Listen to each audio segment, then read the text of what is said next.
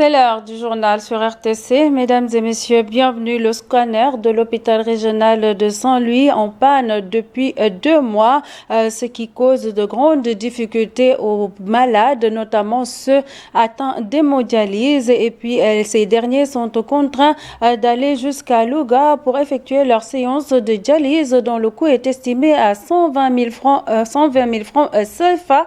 Ils interpellent les autorités étatiques et sanitaires pour sauver ces malades dans ce reportage signé Nassadio. La situation qui prévaut ces derniers temps à l'hôpital régional de Saint-Louis, telle que la panne répétitive du scanner et autres problèmes, préoccupe les patients, notamment les hémodialysés. Ces derniers lancent un cri du cœur à l'endroit des autorités compétentes. La plupart justement des malades sont obligés de partir à Louga pour faire le scanner. Ils sont obligés et le scanner, aujourd'hui, nul n'ignore dans ce monde que le scanner occupe une place de choix dans la santé. Le Saint-Louis, nous devons de nous mobiliser par rapport à ça. Je vous dis, les autorités sont interpellées. Par ailleurs, le non-fonctionnement de l'ascenseur constitue également un véritable casse-tête pour les troisième âges, selon cet accompagnant. Ceux qui ont subi une opération sont très fatigués. C'est vraiment dur. Les autorités sanitaires doivent faire un effort pour que l'ascenseur soit fonctionnel. Le taux de la maladie de l'insuffisance rénale est très élevé à Saint-Louis. Sa prise en charge coûteuse plonge les victimes et leurs familles dans un calvaire. Les séances de dialyse coûtent excessivement cher. Les malades sont obligés justement de payer des médicaments très chers, de payer des examens périodiques, de payer par exemple des analyses, de faire des radios. C'est une maladie qui non seulement appauvrit l'homme, mais appauvrit les proches. Aux dernières nouvelles, des procédures ont été entamées pour régler ces problèmes, selon Dr Maguette Seck, le directeur de l'hôpital régional de Saint-Louis. Dans l'actualité également, après une décennie de bénévolat, les enseignants des classes préscolaires de la commune des classes préscolaires communautaires de la région de Sédhiou ont élevé la voix. Ils ont organisé un sitting devant l'inspection de l'éducation et de la formation de cette localité pour se faire entendre et puis aussi pour exiger leur intégration dans la fonction publique. En l'absence de mesures concrètes, ils menacent de recourir à une grève de la faim. Voici leur vice-président au micro de Oumar Sissé. Nous, les moniteurs de la région de Sédhiou, nous sommes en service pendant plus d'une décennie, tout en boostant le taux de préscolarisation de 17% à 29%. Après tout ce service rendu à cette nation, nous n'avons constaté aucune appréciation du côté de l'État. Pour autant, nous sommes abstenus de nos préoccupations pour répondre aux besoins du paquet qui consiste à porter le TBPS à 50% dès l'horizon 2025. Il est à noter que plusieurs autorités ont été interpellées à compter de nos chefs hiérarchiques, de nos élus locaux, dans un besoin de porter connaissance à la plus haute autorité de ce pays de notre situation. Et jusque-là, elle reste intacte, ce que nous déplorons fort. Aujourd'hui, nous sommes là pour vraiment montrer à cette nation que vraiment nous avons souffert et que vraiment nous n'entendons pas parler de notre situation du côté des autorités. Une situation que nous déplorons très fort. Si l'État vraiment ne nous prend pas en charge dans ces conditions très pénibles, vraiment nous risquerons vraiment de procéder par des vitesses supérieures pour entamer des grèves de la faim. Donc aujourd'hui, quand nous sommes là réunis, c'est après avoir ressenti un recrutement spécial du côté de l'État qui est en train de s'annoncer. Donc on souhaiterait à ce que nous bénéficions de cette opportunité.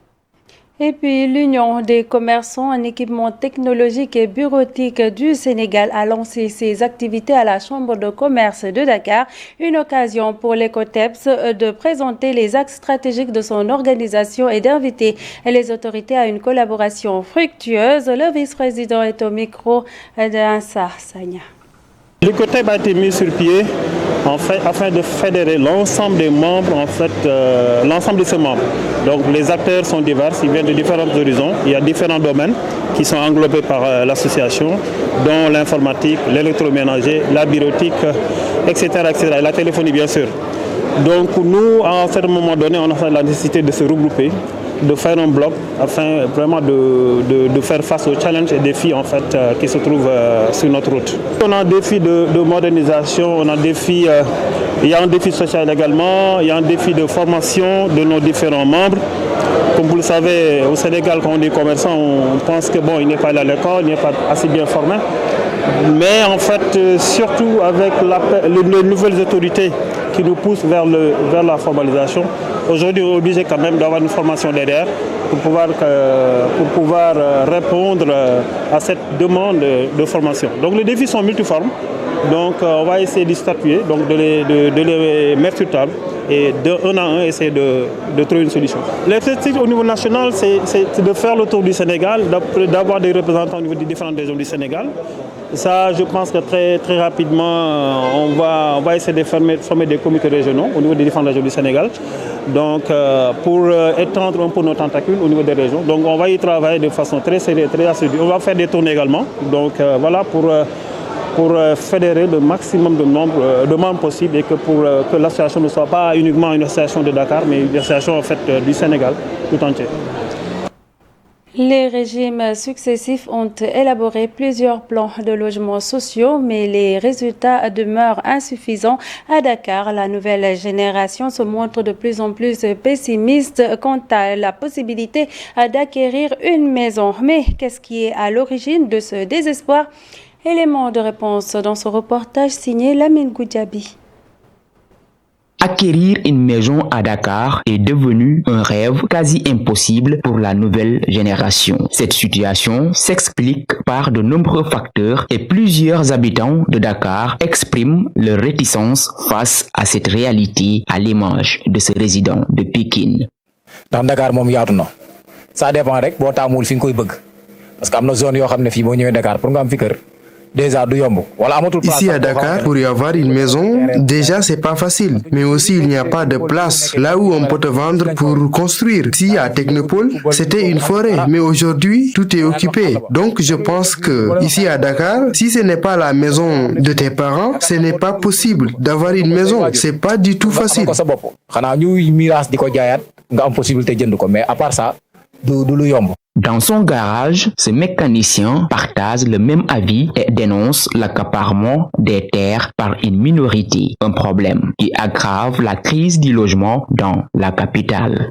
Non, il n'y a pas un travail qui peut te permettre d'avoir une maison. Ici au Sénégal, ça n'existe pas. C'est un sans moi qui te parle comme ça. J'ai tout fait pour avoir une maison ici à Dakar, mais rien. Et pourtant, je travaille tous les jours du matin au soir. Mais pour avoir une maison, c'est chose quasi impossible. Seuls ceux qui ont déjà des maisons qui continueront d'en avoir. Des gens qui vont jusqu'à avoir 5 maisons, ce n'est pas normal. Chacun doit avoir sa propre maison avec beaucoup de quiétude.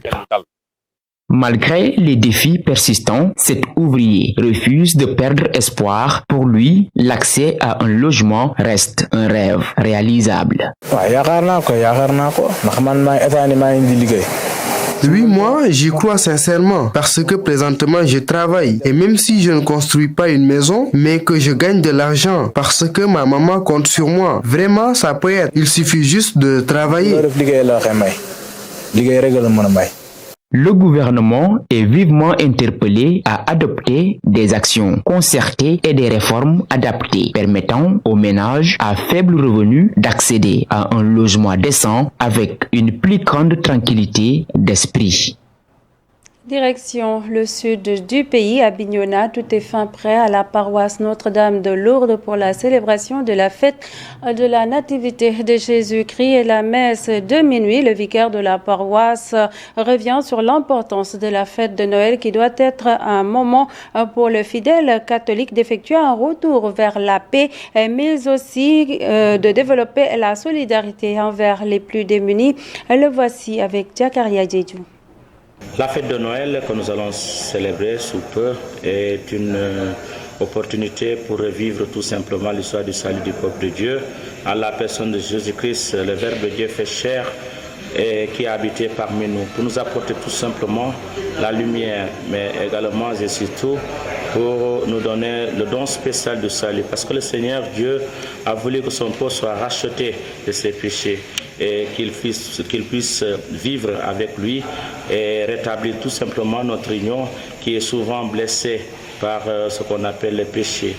Et c'est une grande joie pour toute la communauté catholique, pour l'Église universelle, parce que tout simplement, le Seigneur s'est fait petit en se faisant un des nôtres pour pouvoir vivre avec nous dans une voie tout simplement qui doit nous mener à la sainteté véritable de le Dieu le Père. Il nous a appelés tout simplement à témoigner de cette bonne nouvelle du salut et à vivre selon le mystère d'amour qu'il a inscrit en nos cœurs. La fête de Noël nous rappelle tout simplement que nous devrons, je peux dire, incarner les vertus d'humilité, les vertus également, je peux dire, de charité. Aujourd'hui, je peux dire, toute la communauté chrétienne se prépare à accueillir le Prince de la paix, l'Emmanuel, Dieu avec nous. Et tout le monde est dans l'allégresse parce que tout simplement, Dieu a fait grâce en son sein en nous donnant son Fils unique qui va nous aider à grandir, à croître. Je peux dire dans la foi, dans l'espérance et dans la charité. Et voilà qui met un terme à ce bulletin. Merci de l'avoir suivi. Restez avec nous. L'information continue sur www.uracsenegal.sn. Au revoir.